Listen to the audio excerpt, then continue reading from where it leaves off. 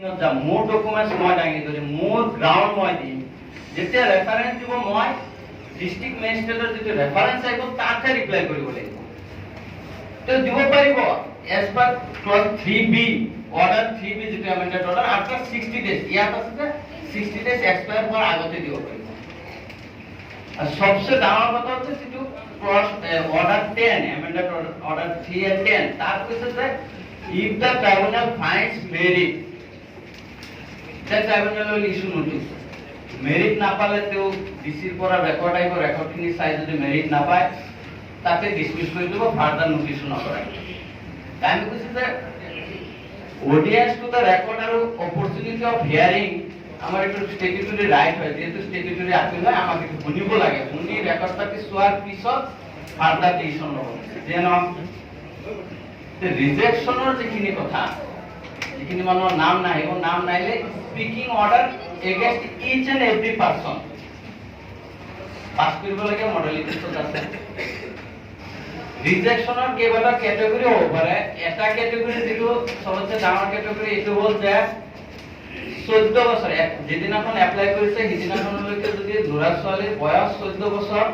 বা তাতকৈ কম হৈছে, তেনেকুৱা ল'ৰা ছোৱালীৰ নাম যদি কিবা কাৰণত ফাইনেল আনাচিত নাই, তে চিম্পল এটাই গ্ৰাউণ্ড এপ্ৰুভ মডেলিটিজৰ ক্লজ 4 সাব ক্লজ 9 মতে আছে মাক বাপেকৰ সাক্ষীৰ ওপৰত ভিত্তি কৰি নাম হ'ব লাগে। আমি বহুত জায়গাৰ পৰা এনেকুৱা খবৰ পাওঁ বাৰ্থ চাৰ্টিফিকেট মানা নাই, স্কুল চাৰ্টিফিকেট মানা নাই, কাৰ্ডৰ চাইন লাগে। সুপ্ৰিম কোৰ্টে এপ্ৰুভ কৰা মডেলিটিজৰ ক্লজ 4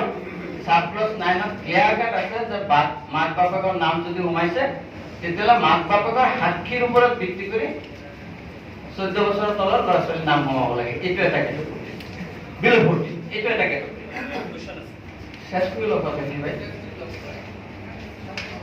জাষ্ট প্লিজ। তাৰ পিছত আৰু এটা কেটেগৰী আহিল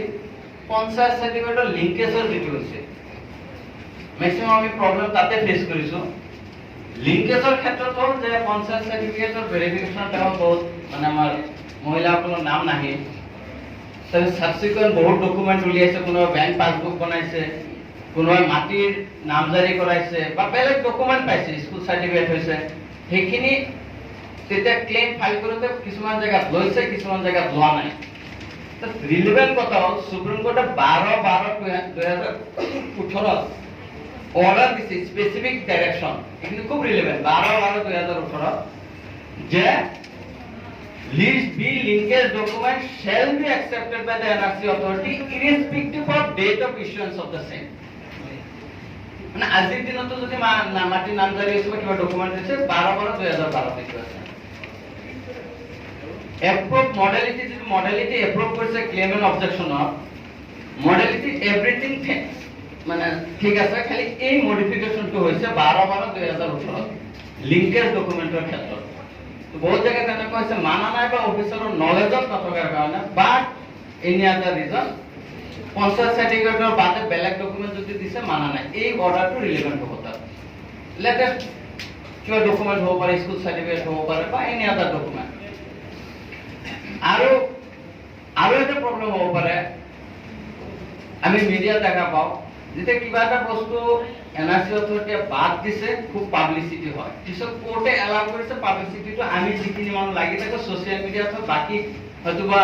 স্পীড আপ নহয়, ডিফিকাল্টি এৰাইজ হ'ব পাৰে। লিগেচি ডকুমেণ্টৰ ক্ষেত্ৰত মাজত এটা কথা ওলাইছিল যে 5টা নথি বাদ দিয়া হৈছে, 5টা নথি কিন্তু পিছত সুপ্ৰিম কোৰ্টে একচেপ্ট কৰিছে। সেই অৰ্ডাৰটো আমাৰ কাৰণে খুব ৰিলেভেণ্ট হ'ব। কোনোবা ক্ষেত্ৰত তেনেকুৱা কৈ দিব পাৰে নাই এইটোতো ডকুমেণ্ট বাদ দিছে, NRC অথৰিটিয়ে বাদ দিছে, যিয়ে নহওক। আৰু পঞ্চায়ত চাৰ্টিফিকেট ৰিলেটেড যিটো সুপ্ৰিম কোৰ্টৰ জাজমেণ্ট আছে 5/12/2017 জাজমেণ্ট, ইয়াত মানে সিদ্ধাৰ্থ ছাৰ আৰু বাতেন ভাই যিটো বনাইছে তাত কোট কৰা আছে। আপোনালোকে যদি নাম্বাৰখিনি আমাৰ ব্ৰহ্মপুত্ৰবালী চিভিল ছ'চাইটিৰ লগত শ্বেয়াৰ কৰিছে, আমি চফ্ট কপিখিনিও যাতে দিব পাৰোঁ, আপোনালোকক কমিউনিকেট কৰিব পাৰোঁ। আৰু uniformity of appeal may not be there, এনেকুৱা নহ'ব পাৰে, কাৰণ যাৰ যিটো ৰিজেকশ্যন কৰিছে, যিটো গ্ৰাউণ্ডত ৰিজেকশ্যন কৰিছে, এই গ্ৰাউণ্ডৰ ওপৰত বেছ কৰি হ'ব মেইন। এতিয়া আমাৰ মুছাফিৰলৈ সুধিছিলে যিটো কথা যে লিগেচি ব্যক্তি চেঞ্জ কৰিব পাৰিব নে নাই, এনআৰসি প্ৰচিডিউৰ হতে তেতিয়া লিগেসি ব্যক্তি মই অলৰেডি কোনো কথাখিনি কৈছিলো যে লিগেসি ব্যক্তি চেঞ্জ কৰিব নোৱাৰিব কাৰণ family tree and other structure গোটেইখিনি চেঞ্জ হৈ যাব বাট পিছত যেতিয়া এনআৰসি ফৰেনাৰ্ছ ট্ৰিব্যুনেল এমেন্ডেড অৰ্ডাৰৰ প্যাৰা 12ত আছে যে এনি ৰিপ্ৰেজেন্টেশন অৰ ডকুমেন্ট অৰ এভিডেন্স বুলি আছে তাৰ ভিতৰত এডিশনাল ডকুমেন্ট হিচাপে জমা দাখিল কৰিব পাৰে আৰু আমাৰ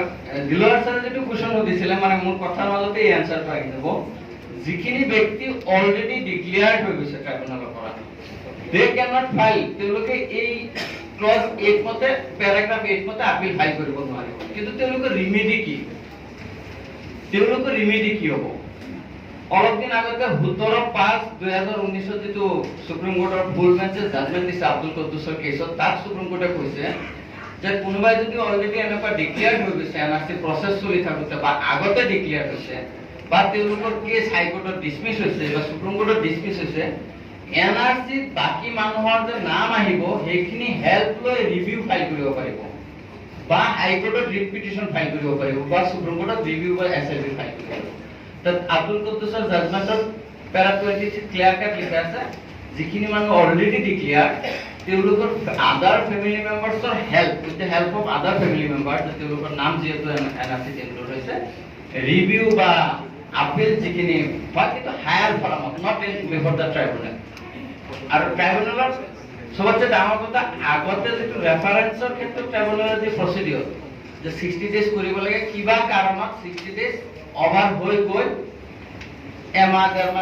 আৰু এক্সট্ৰা 2 মাহ 3 মাহ হৈ যায় ইয়াত এটা টাইম বাউন্ড বান্ধি দিছে আমি আপিল ফাইল কৰিম উইদিন 30 ডেজ ডিস্ট্ৰিক্ট ম্যাজিষ্ট্ৰেটৰ পৰা ৰেকৰ্ড কল কৰিব 30 ডেজৰ পিছত ৰেকৰ্ড পোৱাৰ পিছত উইদিন 120 ডেজ ডিসপোজ অফ কৰিব উইদিন 120 ডেজ ডিসপোজ অফ কৰিব আৰু যেটো এই সিটিজেনশিপ বাই বাৰ্তৰ কথাটো আহিছিল এনআৰসি অথৰিটি সাৰৰ এই বাতনদাৰ হেৰি গাথা আছে এনএক্স 3 বুলি যেটো সেকশন 3 এৰ কথাটো 16 অক্টোবৰ 2017 একটা নোটিফিকেশন আছিল যে prior to 87 or prior to 3 December 2004 এর যেটো কথা আছে এই কথাখিনি এই নোটিফিকেশনটা আছে আমি দো আপিল করিম within the record of NRC record কিন্তু অর্ডার 12 মতে যদি আমি এডিশনাল ডকুমেন্ট দিব পারিম যেতে দিম with the petition as per order 12 of the amended order আমি এই নোটিফিকেশনটা যেখানে পাবলিক ডকুমেন্টস আছে লগত গাঁঠি দিয়াটো মোৰ মতে বুঝাইটো ভাল হ'ব যে অন ৰেকৰ্ড যাতে থাকে আৰু বাকিখিনি এই তিনটা প্ৰভিজন যেহেতু সুপ্ৰিম কোৰ্টত অলৰেডি আন্ডাৰ চ্যালেঞ্জ আছে হয়তো বা তাৰ পৰা অলপ ইফালিফাল হ'ব পাৰে যদি সুপ্ৰিম কোৰ্টে এলাউ কৰে পিটিশন বা মডিফিকেশন দিয়ে 1 6 আৰু 10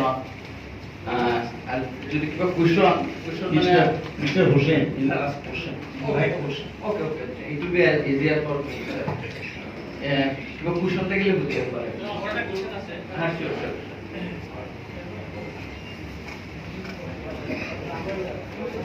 ফরেনার কোড ফরেনার কোড বাইরের মানব আর্টিস্ট প্রোডাক্ট যেটো আর্টিস্ট প্রোডাক্ট যে বাংলাদেশের উপর সম্মান দিয়া কেউ সম্মান কেউ পোৱা নাই বা বেলেগ সমাজ পোৱা নাই হাতি পোৱা নাই চেষ্টা তেওঁলোকে মানে প্ৰধান ট্ৰাইব্যুনেলৰ তেওঁলোকে তাৰিখ হ'লে হোৱাৰ পিছত তেওঁ সাত পোৱা বিচাৰে তাৰপিছত তেওঁ কোনো সাহাৰ কাৰণে তেওঁ আৰ্টিষ্ট অৰ্ডাৰ ডিক্লেয়াৰ কৰিলে কিন্তু ইন দ্য মেইন টাইম তেওঁ মানুহটো মৰি গ'ল মানে তেওঁ মৰি যোৱাৰ পিছত তেওঁ সুখীসকলে তেওঁলোকে গমেই নাপায় যে তেওঁৰ মৃত্যুৰ পৰা তেনেকুৱা কেছ এটা আছিল পিছত তেওঁলোকে যেতিয়া এনআৰচি ফৰ্ম জমা দিলে ফর্ম জমা দেওয়ার পর এই যে এরা সবুজ করা হেরিও যে তোমার দুটা ফটো ডিক্লেয়ার হয়েছে প্লিজ